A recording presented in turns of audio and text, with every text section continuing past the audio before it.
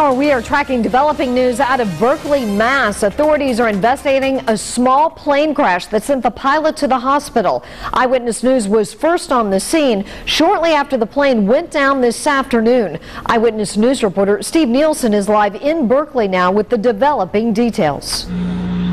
Police have now confirmed that the pilot was the only one on board the small plane. He was taken to the hospital with non-life-threatening injuries. And I talked to another pilot who owns a plane of a similar size. He says he would have not have flown today with these windy conditions.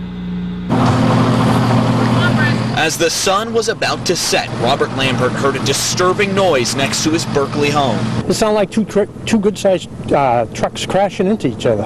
It was a really bad noise. Eyewitness News was first on the scene when this light sport plane crashed next to the grass runway at Merrick's Airport.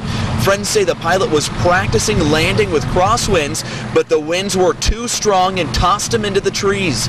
The pilot was airlifted to the hospital. Officials say the sunset played a factor in the crash. Sun glare was pretty bad.